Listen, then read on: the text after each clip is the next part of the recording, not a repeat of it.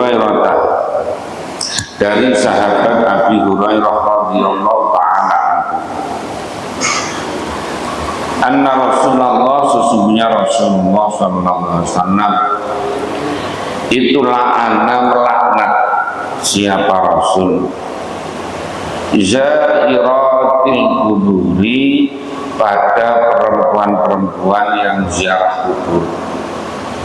Akhraja, meriwayatkan pada hadis yang At-Tirmidzi wa sahhahahu, dan menganggap sahih kepada hadis yang Ibnu Hibban. Hadis ini zahirnya jadi Nabi melaknat. Laknat itu artinya menolak. Laknat itu ditolak dari rahmatnya Allah.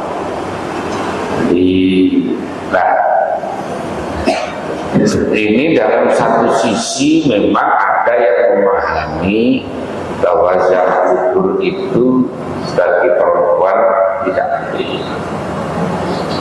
Tetapi karena ada hadis yang lain bahwa Nabi membolehkan suatu saat Aisyah itu istrinya Nabi itu meminta kepada Nabi karena mau ziarah ke makamnya saudaranya yang terbunuh itu, maka kita diajari apa yang harus dibaca. Nabi ngajari, yaitu mengucapkan assalamualaikum ya ahlal kubur wa inna insyaallah bikum lahiqun.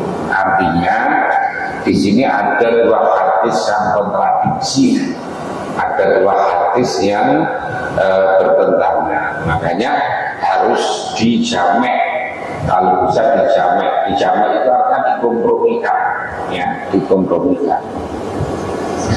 Nah, orang yang di sini waman qala bi jawazi zalika hamal al hadis ala taqatat munkaran endaja.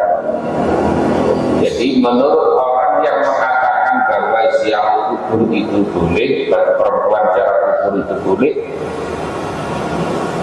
larangan itu berlangsung orang yang berbuat mungkar ketika ziarah kubur. Jadi larangan itu berlangsung terhadap orang yang melakukan kemungkaran ketika ziarah kubur. Makanya di sini contohnya kalau taumi khududin wasyaki jujubin wa niyahatin, umpamanya orang ziarah kubur di sana sambil mukul-mukul badannya, menyopek-nyopek sakunya, kemudian sambil menyebut-nyebut umpamanya terhadap orang yang mati, maka itu yang tidak boleh. Jadi pada dasarnya boleh orang perempuan ziarah kubur itu boleh, karena memang ada dasarnya Nabi pernah mengizinkan istrinya untuk ziarah kubur, bahkan ngajari. Oh, berarti larangan itu berlaku apabila perempuan ziarah kubur itu sambil melakukan hal-hal yang tidak baik. Nah, itu. Jadi apalagi kalau di dalam kitab Hujjali Sunnah wal Jamaah di sana itu redaksinya bukan zairat tapi zawarat. Perempuan itu yang banyak ziarah kubur. Jadi dia sehingga melupakan kewajibannya sebagai istri. Umpamanya dia ini muzawirat, jadi pengusaha ziarah. Dia tapi ziarah terus, pulang ziarah lagi, sehingga kewajiban untuk melayani suami, kewajiban untuk mendidik anaknya itu menjadi terabaikan. Nah, inilah kemudian makanya menjadi haram. Jadi kan ada orang yang memang tugasnya itu kayak gait untuk urusan ziarah kubur.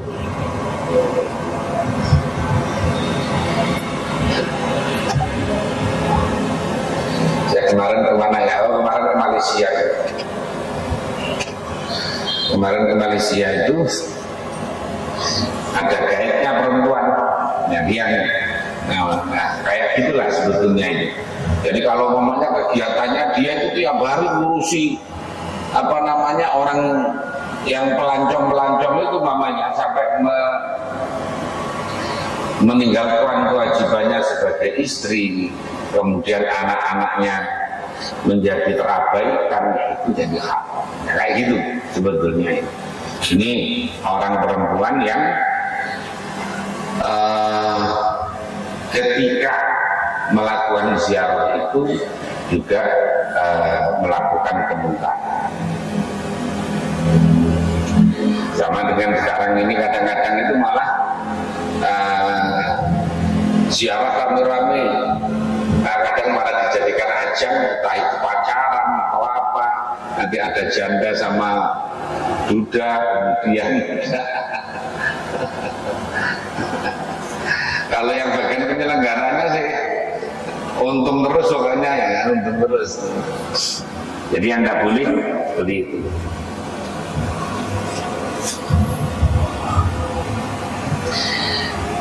Kesimpulan hadisnya tahrimu ziyaratil kubur lin nisa'i lima yaqa'a minhunna halata ziyarati minal jaza'i wa syaqqil juyubi wa latamil huduki wa tadhi'i haqqi zawji wa tabarruj. Jadi diharamkannya ziarah kubur bagi perempuan itu karena sesuatu yang terjadi terhadap perempuan ketika ziarah kubur, yaitu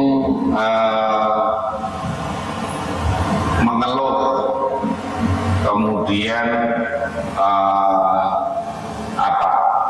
emosi, menyobek-nyobek pakaian, memukul-mukul pipi kalau lebih ya. Kemudian menyia-nyiakan haknya suami, kemudian juga buat tabarruj itu menampakkan diri secara terbuka. Itu yang menyebabkan dilarang. Kalau tidak itu ya tidak apa-apa ya. An Abi Sa'id bin Al-Khudri, dari Abi Sa'id Al-Khudri radhiyallahu ta'ala anhu, laknat siapa Rasulullah sallallahu alaihi wasallam an-naihata, pada perempuan yang sambat-sambat ya. Jadi mau nyebut tapi dengan teriak-teriak itu atas kebaikan mayit namanya. Wal mustami'ata, dan orang yang berusaha mendengarkan. Akhraja meriwayatkan kepada hadis siapa Abu Dawud. Jadi niyasah itu adalah raf'us syauti, mengeraskan suara bita'didi syama'ilil mayyiti. Jadi karena dengan menyebut-nyebut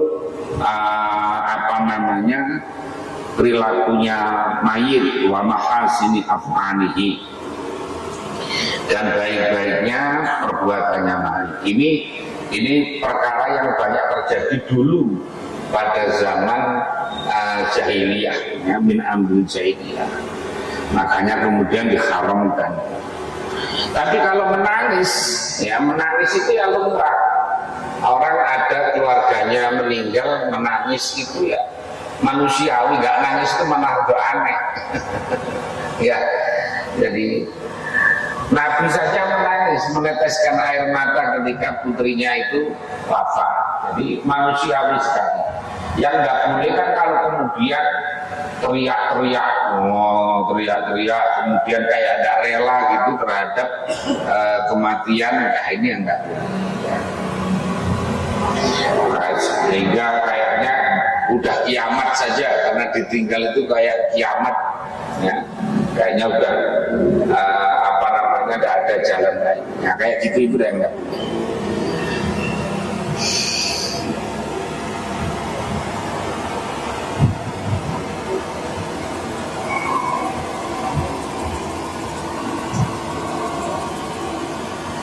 Nah, jadi kesimpulannya bahwa diharamkan orang untuk niyahah. Niyahah itu ya tadi, orang teriak-teriak kayak gak rela karena kehilangan entah itu bapaknya, apa suaminya, apa anaknya, atau saudaranya, atau pimpinannya. Jadi teriak-teriak menyebut-nyebut kebaikannya itu seakan-akan tidak rela, ya seakan-akan tidak rela terhadap kematian itu. Nah, termasuk terhadap orang yang berusaha mendengarkan itu.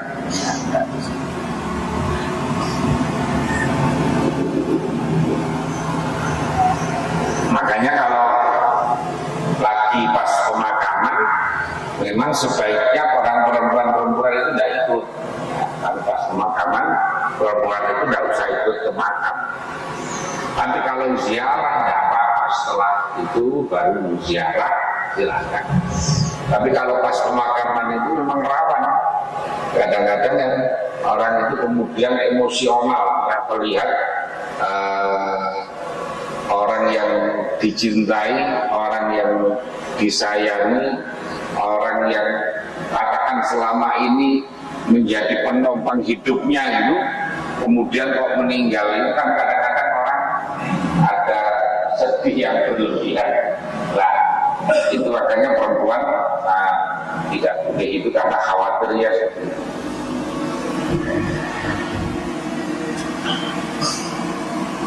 An Ummi Atiyah, dari Ummi Atiyah radhiyallahu anha, kalau berkata sama Ummi Atiyah, akhadha mengambil janji alaina atas kita siapa Rasulullah sallallahu alaihi wasallam alla nanuha, sekiranya tidak menyebut-nyebut, tidak niyaha, tidak sambat-sambat ya.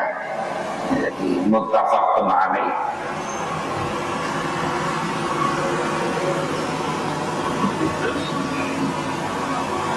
Jadi Nabi membayar kepada para perempuan dengan lisan bahwa supaya tidak melakukan niyahah, tidak melakukan sambat-sambat, teriak-teriak di dalam kuburan. Jadi dulu sebelum Islam itu atau sebelum Nabi Muhammad itu, orang-orang Arab itu begitu, karena memang pada zaman itu dominasi laki-laki luar biasa. Jadi karena pada zaman itu perempuan itu nggak ada nilainya, bahkan orang punya anak perempuan itu malu, ya, punya anak perempuan itu malu karena tidak bisa perang. Jadi makanya sang perempuan itu ya sangat bergantung sekali kepada suaminya, kepada orang tuanya, kepada pokoknya yang menanggung selama itu. Makanya kemudian ketika yang digantungi atau yang yang menaungi selama ini kok meninggal, maka orang itu kayak hilang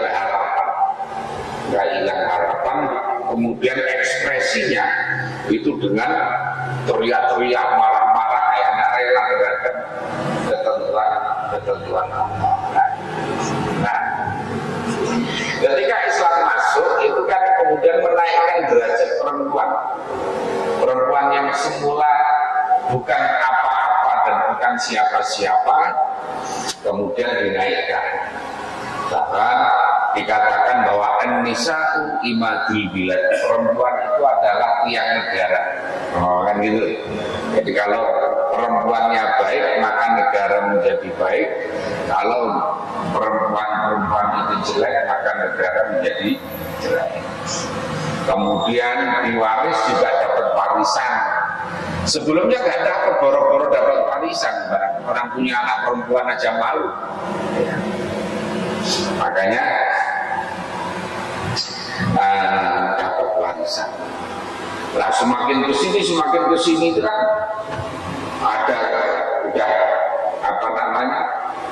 kesetaraan gender, ada maka menjadi biasa.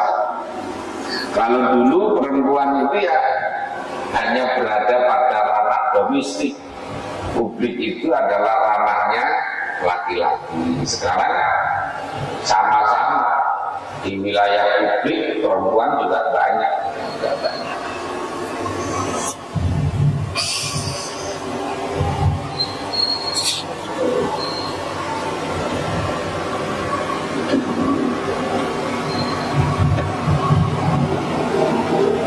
Nanti Ibnu Umar, dari Ibnu Umar radhiyallahu anhu, Nabi dari Nabi sallallahu alaihi wasallam, qala, berkata siapa? Dawuh siapa Nabi? Al-mayyitu, adapun mayit itu yu'adzab, diazab siapa mayit fi qabri, di dalam kuburnya mayit, bima sebab perkara niha, yang disambati apa ini siapa mayit alai atas mahmud atau kemana.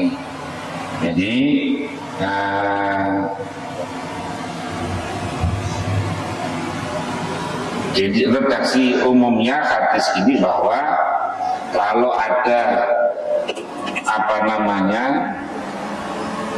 mayit kemudian keluarganya itu sampai tadi niyahah tadi, sambat-sambat, teriak-teriak dan sebagainya, maka akan menyebabkan mayit itu diazab. Nah, jadi di sini maksudnya adalah pertama memang bahwa azab kubur itu ada, ya, azab kubur itu ada. Jadi orang yang berbuat baik diberi nikmat yang nikmatnya melebihi hidupnya di dunia, ketika diazab, ya, azab itu adalah cuilan dari azab akhirat. Kemudian al-mayyitu yu'adzabu fi qabri bisabab qai'ihi ila awsabidah. Jadi mayit itu diazab sebab tangisan dari keluarga yang ditinggalkan, yang teriak-teriak tadi. Tapi memang itu pesanan. Jadi pesanan dari ila awsabidah. Ketika mayit itu pesen, nanti kalau aku mati tolong ditangisi teriak-teriak. Jadi seakan-akan menjadi orang yang sangat sangat dicintai, sangat dihormati, sangat diharapkan, ya. Makanya pesen supaya nanti kalau aku mati ditangisi, diteriak-teriak dan sebagainya. Jadi ada wasiatnya. Idza ausbil sunnatuhum wa tariqatuhum idza aqarra 'alaiha alu fi hayatihi. Jadi atau memang sudah jadi tradisi di keluarganya itu, pokoknya kalau ada keluarga yang meninggal itu supaya ditangisi, supaya orang itu sambat-sambat, supaya mengesankan bahwa keluarganya itu sangat mencintai, keluarganya itu sangat menyayangi kepada dia. Makanya kayak dia merasa sangat kehilangan. Jangan sampai kemudian ketika mati kok nggak ada yang susah sama sekali, itu berarti nggak sayang. Makanya untuk menampakkan kesayangan itu dengan cara tadi itu, dengan cara pesen, nanti kalau aku mati kamu ya, lah gitu, kayak didramatisir.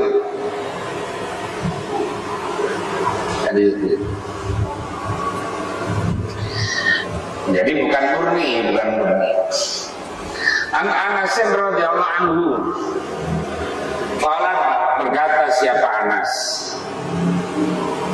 Jadi Anas ini adalah budaknya Nabi, pembantunya Nabi. Anas berkata, syahidu, saya menyaksikan bintang pada anak perempuan lin Nabi, pada Nabi sallallahu alaihi wasallam. Jadi saya menyaksikan putri Rasulullah tudfan di makam kubur.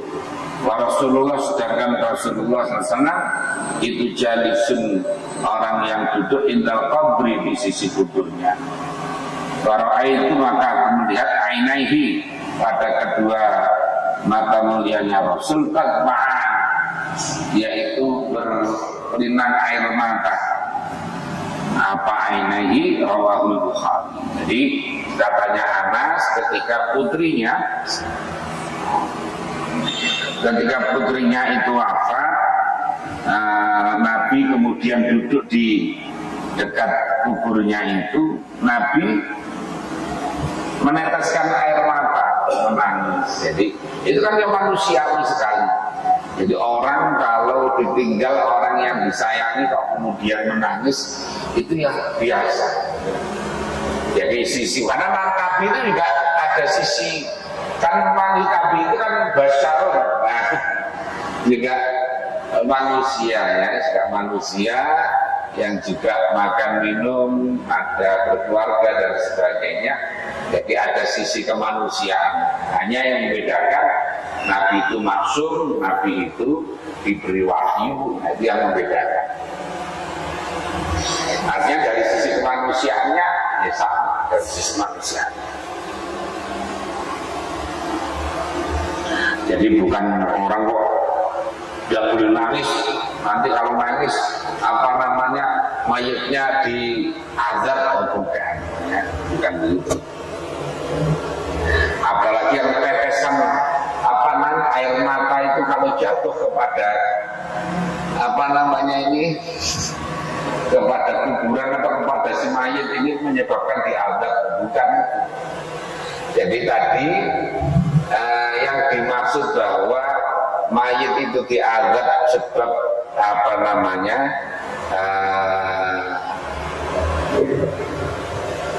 dengan niyahnya tadi, niyah keluarganya itu apabila itu settingan apa namanya memang didramatisir, ya, didramatisir. Yang kedua adalah bahwa ya orang menangis ketika ditinggal oleh keluarganya itu ya manusiawi, ya, manusiawi. Ditinggal istri umpamanya menangis. Tapi kata bapak ditinggal istri biasanya nggak menangis mana, karena insya Allah dapat baru lagi.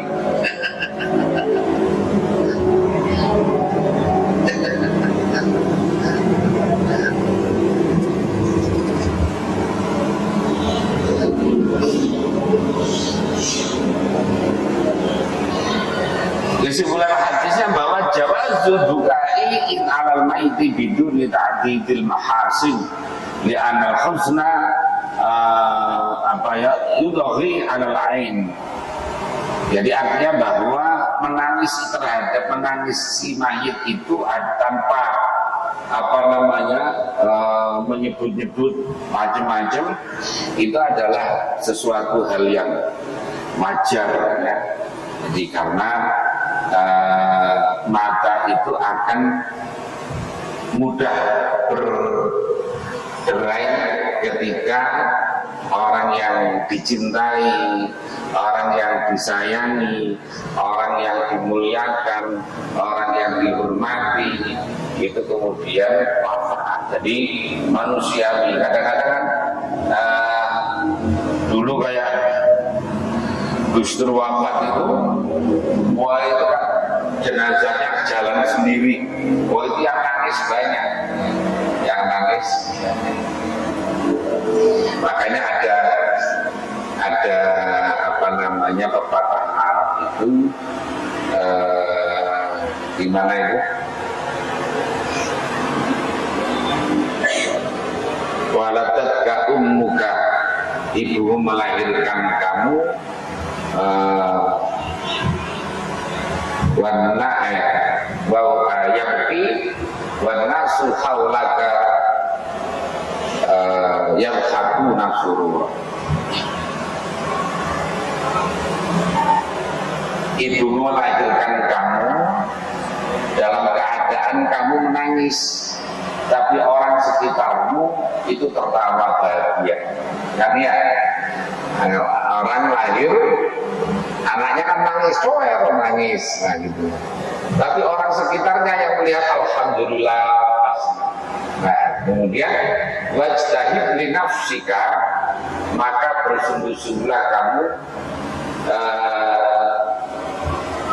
liyaumi mautika, pada hari matimu. Gimana itu? Wa nasu yakuna wa anta suruh gimana masrura gimana? Wa kunta masrura. Artinya bersungguh-sungguhlah kamu ketika pada hari matimu orang sekitarmu pada menangis, sedangkan kamu dalam keadaan gembira. Ketika lahir bayinya nangis, orang yang di sekitarnya itu gembira. Kemudian jadilah kamu ketika matimu nanti orang sekitarmu menangis, sedangkan kamu dalam keadaan gembira. Jadi kan kalau anak lahir itu kan orang sekitarnya itu senang, anaknya lagi nangis kan itu dilahirkan nangis, kaget dari kehidupan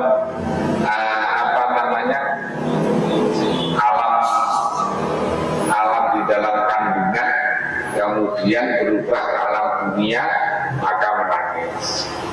Orang yang di sekitarnya tertawa. Nah, kemudian jadikanlah dirimu pada saat kamu mati, nanti kamu dalam keadaan senang, sedangkan orang di sekitarmu itu dalam keadaan menangis. Kalau mati, orang sekitar menangis, sedangkan kamu dalam keadaan gembira. Artinya apa? Ya, kamu mati itu dalam keadaan orang merasa kehilangan, merasa sedih dan sebagainya. Padahal kamu senang karena sedang ditunggu oleh Allah. Nah, jangan sampai kamu mati, orang-orang malah senang, alhamdulillah si fulan mati. Berarti selama ini merepoti banyak orang kan gitu ya. Berarti selama ini merepoti banyak orang.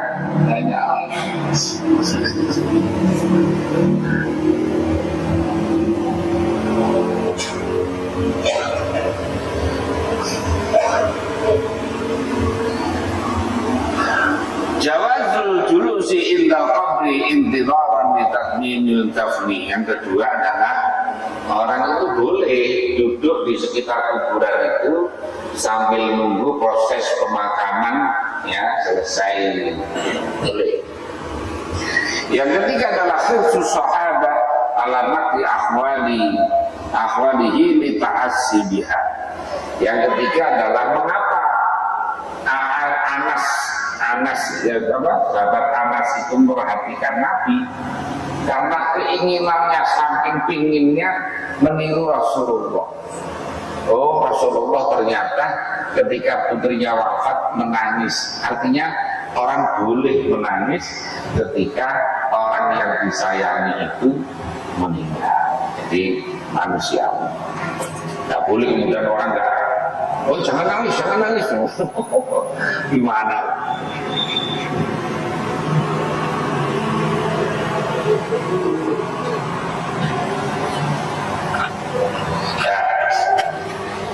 Jabirin, dari sahabat Jabir, karena Nabi sesungguhnya Nabi Sallallahu Alaihi Wasallam itu kala daun siapa Nabi, la tatfalu, jangan menguburkan kamu, mau takut pada orang mati-matimu bilaili di waktu malam. Illa antuk torromu, kecuali jika terpaksa siapa kamu semua.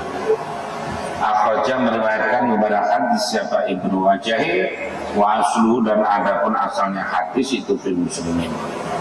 Lakin kuala, tetapi berkata siapa Imam Muslim, zajarah, mencegah siapa Nabi Ayub barorojulu, jika dikuburkan siapa rajulan bilail di waktu malam hatta yusalla alaihi, sehingga disolat di siapa hari atas rajul. Jadi di sini jangan Nabi melarang. Melarangnya ini tidak semua larangan itu sifatnya haram. Di sini jangan menguburkan jenazah di waktu malam, kan gitu. Kecuali kamu dalam keadaan terpaksa. Ternyata di situ ada tambahan, larangan Rasul itu terjadi apabila kemudian nggak sempat disolati. Jadi jangan sampai kemudian mayit itu karena terburu-burunya untuk dimakamkan sehingga tidak disolati. Kalau disolati di situ nggak ada. Ya, memang idealnya memakamkan itu waktu siang karena terang, ya, karena terang. Nah, kalau malam itu kan ada apa namanya, butuh lampu, butuh macam-macam dan sebagainya. Ya, tapi nggak apa-apa, boleh saja. Boleh saja. Jadi an-nahyu litanzih, fa'in tahaqqaqa dhararun kana an-nahyu litahrim. Jadi larangan itu hanya larangan litanzih saja. Jadi kayak makruh saja. Karena kan kalau malam itu serba terbatas ya, karena lampunya dan lain sebagainya, terangnya. Tapi kalau siang itu kan jelas, kalau kurang apa gampang dan sebagainya.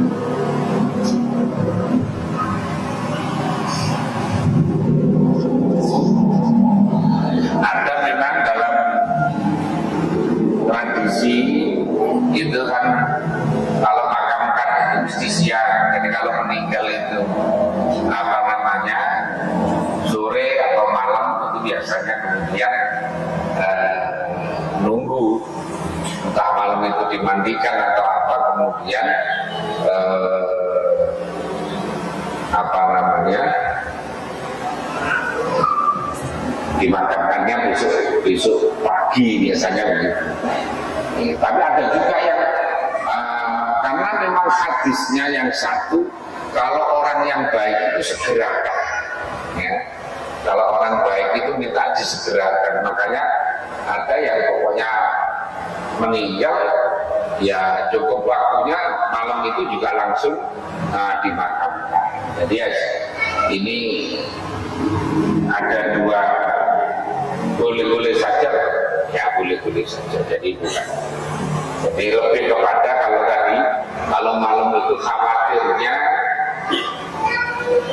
karena lampunya kurang terang, banyak nanti hal yang kurang sehingga menyebabkan kurang sempurna. Tapi pada dasarnya yang tadi boleh.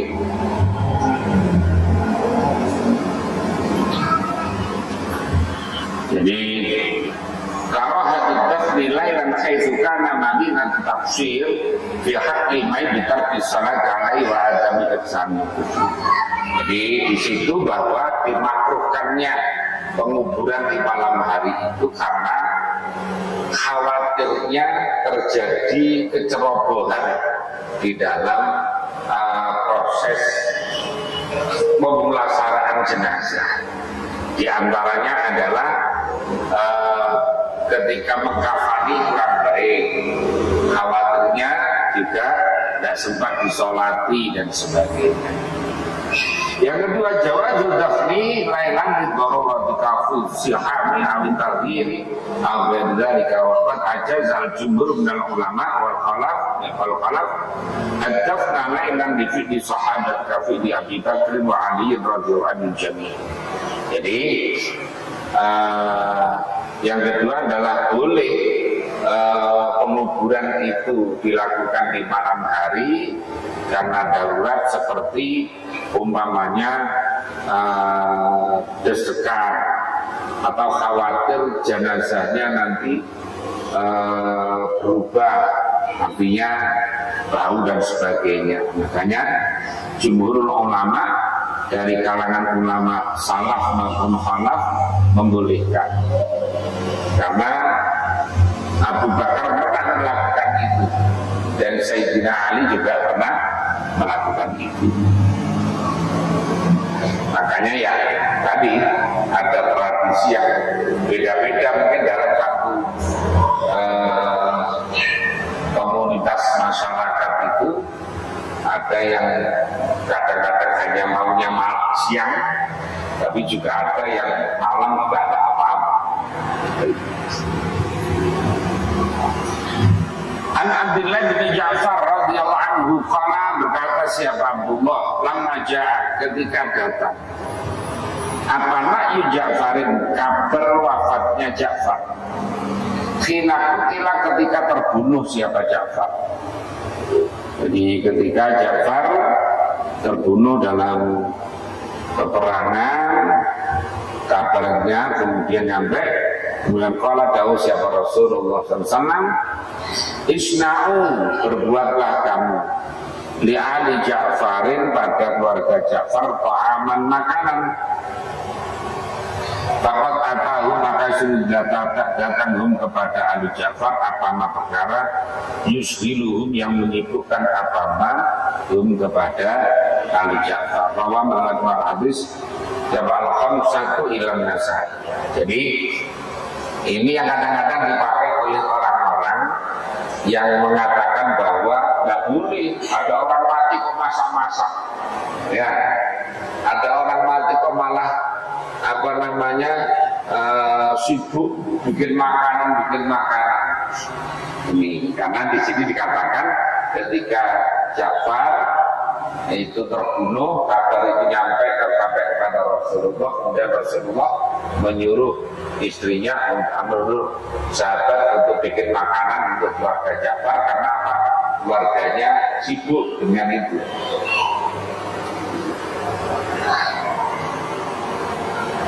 Nah, kalau di masyarakat kita itu kan ya nggak begitu ya, ada yang membantu, masyarakat itu membantu, ya, datang membantu bawa makanan, bawa, ada yang bawa beras, bawa mie, macam-macam.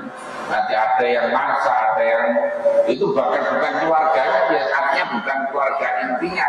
Keluarga intinya mungkin ya dalam keadaan susah, dalam keadaan tapi kemudian. Nah, karena di dalam kitab yang lain itu, di dalam kitab Wasiyatul Mustafa itu, pertama di Sujai Sunnah ini, mengapa orang itu disuruh sedekah untuk mayit yang meninggal? Karena tadi malam pertama ketika di kuburan itu adalah malam yang paling mengagetkan, ya, malam yang paling mengagetkan. Makanya kemudian supaya keluarganya itu bersedekah yang pahalanya untuk membantu kepada yang meninggal. Tasyadaq lima utakum, itu kayaknya perintah Nabi kepada Sayyidina Ali, kepada Sayyidina Ali di Wasiyatul Mustafa itu. Jadi artinya apa yang kita lakukan, dilakukan oleh masyarakat kita selama ini itu sebenarnya ada dalilnya, ya, ada dasarnya, ada dalilnya. Enggak kok ngarang-ngarang sendiri, itu enggak, ya. Kemudian biasanya malamnya barengi dengan zikir, tahlil dan sebagainya, itu ya sama dalam rangka ini. Dan ya pantas-pantasnya umpamanya undang orang, bapak-bapak besok malam tahlilan malam pertama, ya. Nah, karena undang itu ya pantas-pantasnya kan tak dikasih minum teh atau apa kan, ya sudah wajar sebenarnya apa-apa. Jadi hanya yang memahaminya terlalu sakit itu kadang-kadang haram dan sebagainya. Jadi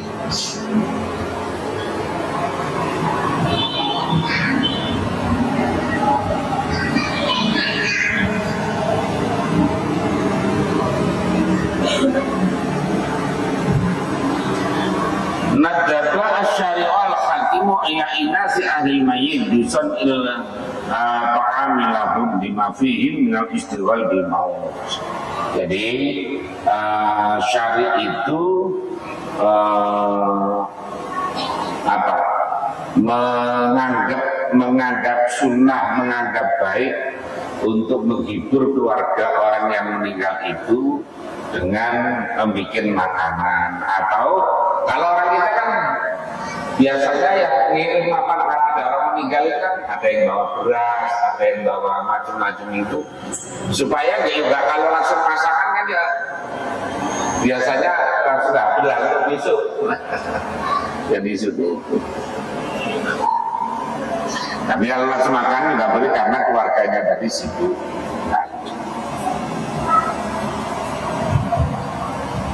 Jadi tidak apa-apa. Jadi masyru'iyatul inati 'alil mayyit bisa tut'amahum istighali ba'tusi bil musibati allati tama'at. Jadi disyariatkan untuk menghibur keluarga orang yang meninggal itu, keluarga sahibul musibah, apa namanya, karena mereka itu sedang sibuk dengan kematian, kesusahan.